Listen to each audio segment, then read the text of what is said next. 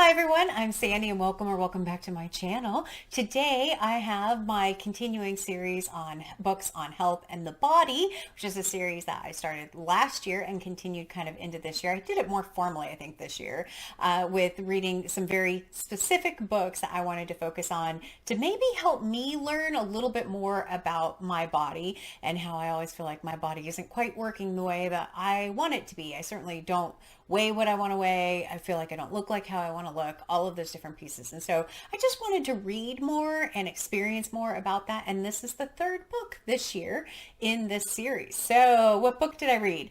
I ended up reading The Body Is Not an Apology by Sonya Renee Taylor, The Power of Radical Self-Love. This book was originally published in 2018. It looks like it had a second edition in 2021, which I thought was amazing to have an updated edition of this. This book hit me in a lot of ways, and in ways that I needed and things that I still really need to work on are framed in this book. And oh yeah, it dug up a lot. I did this as a buddy read with my friend Amanda over at the Reading and Writing Life. She has been on this journey this year with me, and I'm so thankful to be able to talk through a lot of this with her, because there's some stuff that, I just needed some support to talk through in this. So it's been really good to really get to talk to someone about that. So what is this book about?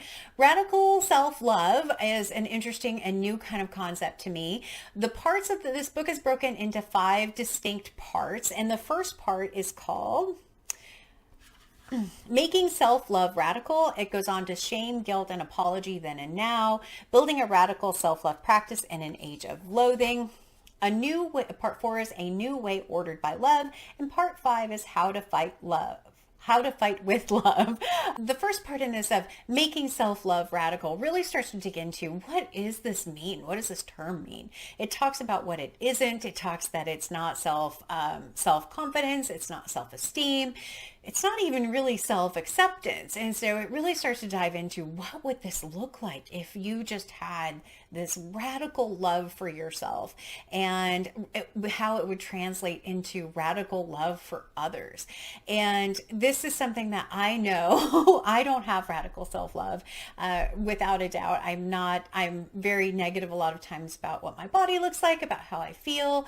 And so this was hitting a lot of notes right out of the beginning, out of this first start of this book. It does some background as far as like how she came up, or how she first thought of The Body Is Not an Apology as a term, and kind of what happened around that, which I thought was really interesting. The book is peppered with these little squares here, and the squares, this one is radical reflection. Concepts like self-acceptance and body neutrality are not without value.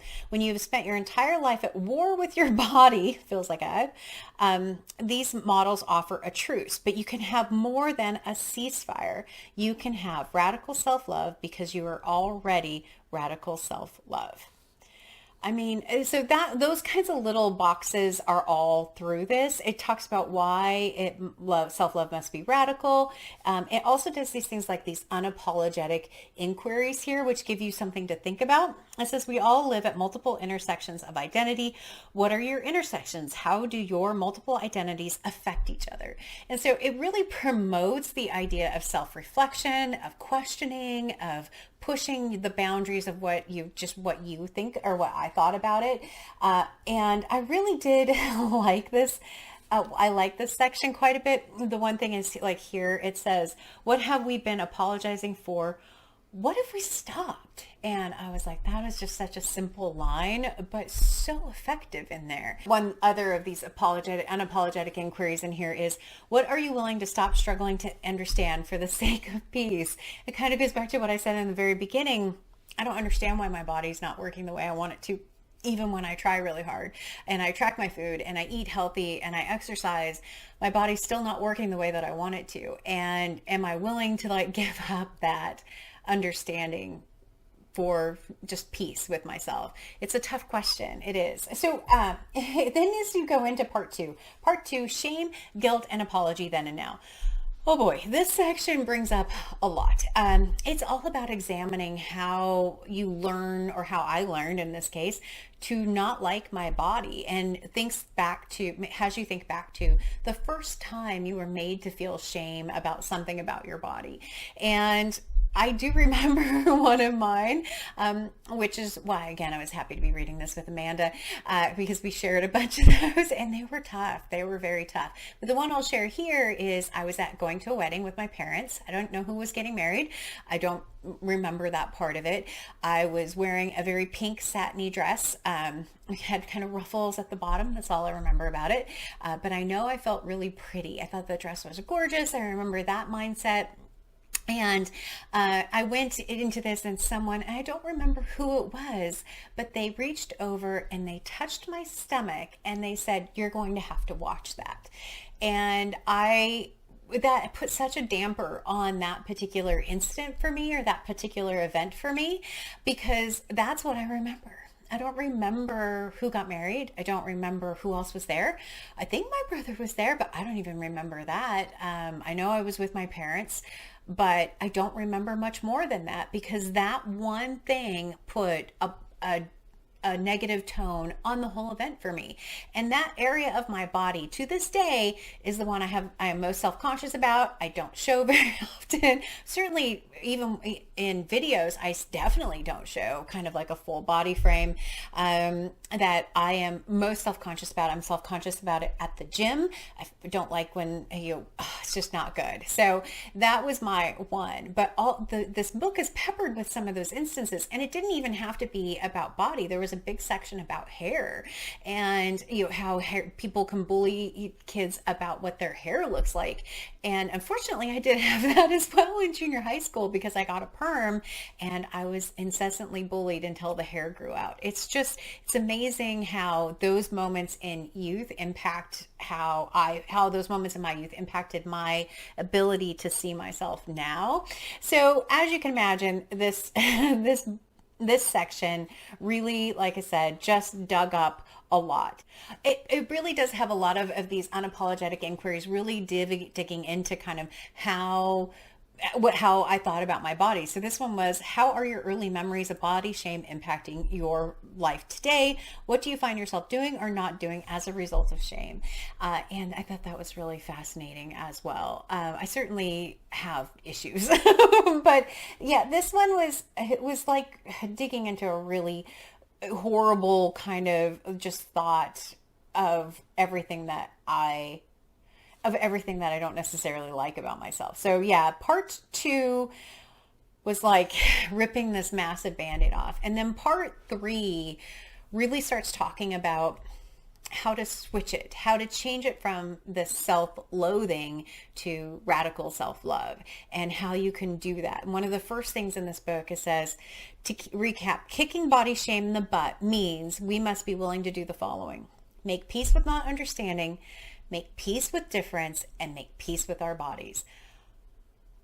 Yeah, I know I am personally not in that yet.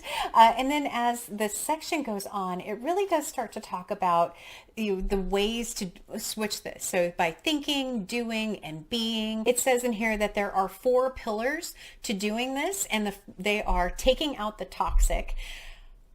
I don't take out the toxic about my own thoughts about myself. So that's an important piece. Mind matters, unapologetic action, and collective compassion.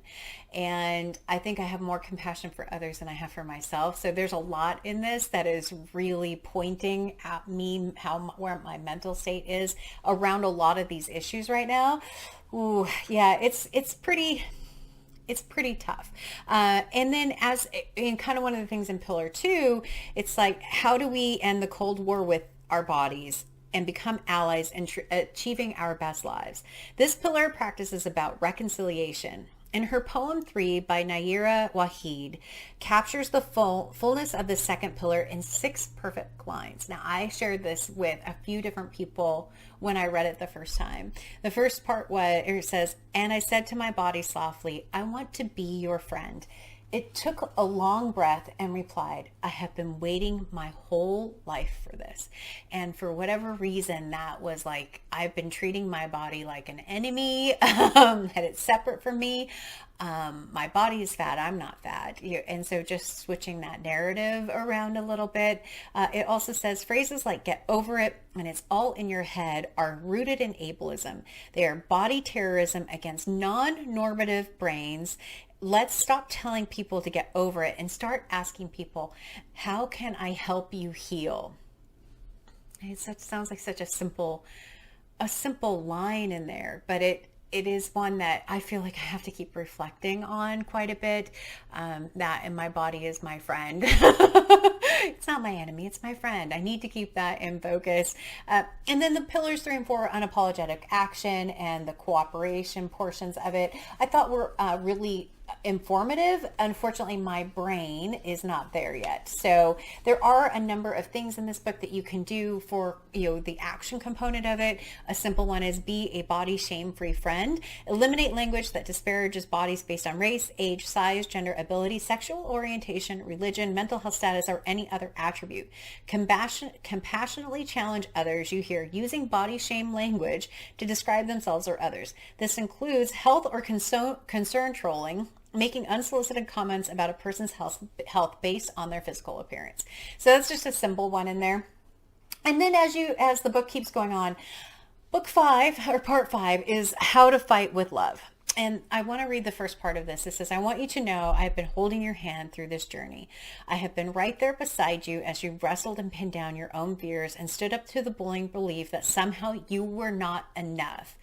My ability to scale the mountainous task of writing an entire book about radical self-love has demanded I see you, not as some anonymous form, but truly see you in your body. Reading this book as the tremors of your own divine enoughness began to crack the ground of body shame around you.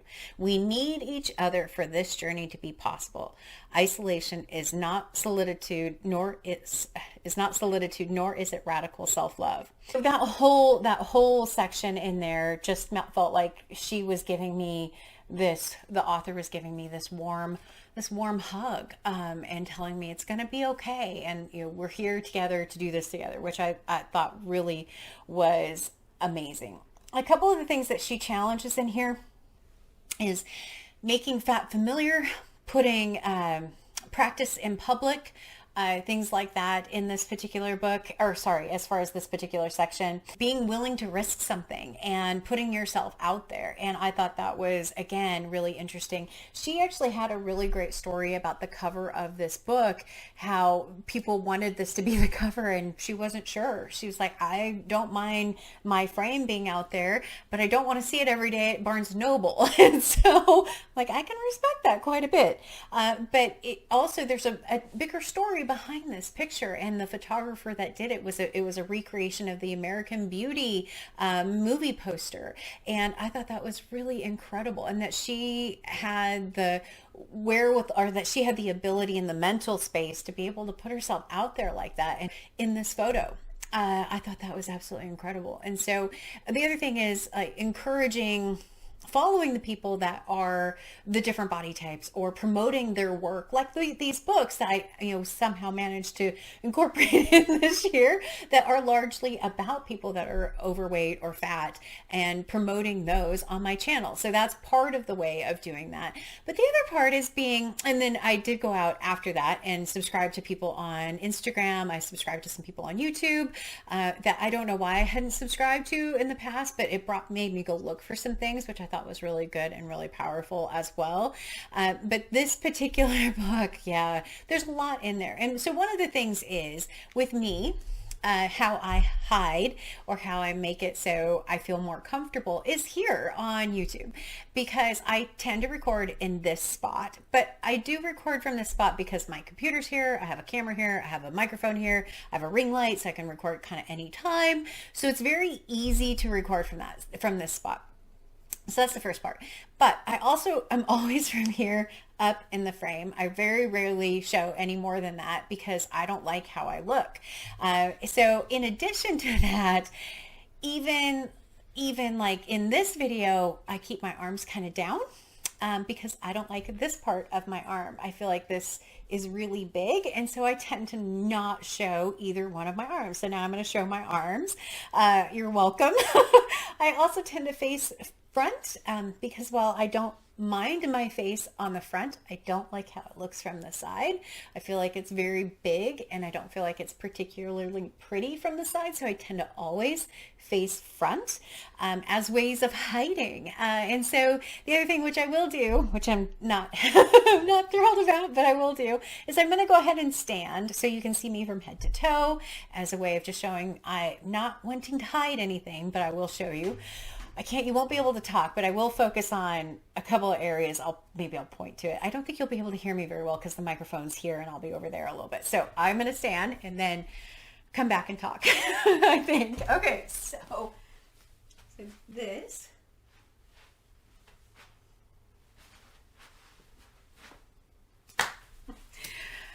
Yep. I'm already uncomfortable with that, by the way. This area right here for me is always the area that I am most apt to hide because that's where that woman touched me a long time ago and I still haven't recovered from that. But it's scary. The internet's also a very scary place because it's anonymous and people can be mean to you and say horrible things to you in comments, which I thankfully have not had, but it was a fear of mine before I started my channel. I was worried about it. I was worried about being accepted because I felt like I was bigger. I still a lot of times think I would be more popular if I wasn't as big. It's a very difficult and negative way of thinking. And so I'm trying to get rid of that internally as well. And I do think there's a number of things in this book that I want to continue focusing on. There's also a worksheet with this, which I didn't buy a workbook, which I really do want to buy. But I would recommend this book if you're looking for ways to kind of change how you think about yourself and some things that are actionable for you to really focus on. This might be a great book for you. I don't know if it's going to be necessarily for everyone, but I got a lot out of specifically chapter 3. I felt like chapter 2 dug all this stuff out, and then chapter 3 was trying to help me heal from that. So, and then I hopefully will be able to implement more of part 4 and part 5 later when I'm in a better place mentally. Though I will say it did change some things even right now, because I went to a quilting show over the weekend with my best friend. And it did change how I viewed people. Definitely while out there, there were a lot of different body types. There were people that needed assistance to be able to walk. And it did change just kind of how internally I was starting to think about that. And then we went to another store afterwards, and I was very aware of something I would not have been aware of. I think before that, I saw this older woman who was not a small person trying to carry this very large, look like heavy kind of bag out. And I went over to her and I asked her, "Can I help you carry that to your car?" Just, out of the spur of the moment. And she's like, "No, but thank you so much for being aware." I was like, wow, I think that was kind of like that whole thing with this book. It made me more aware. So that was it. The body is not an apology. Yay. Happy this one is done. My next book I'll be talking about at the end of March as far as what I'm going to be reading in April. But I would recommend this book, The Body is Not an Apology. Thank you so much for sticking with me and sticking with this series. I'd love to hear your comments down below. I look forward to hearing your comments. And with that, as always, like, comment, and subscribe. And until next time, thanks. Bye.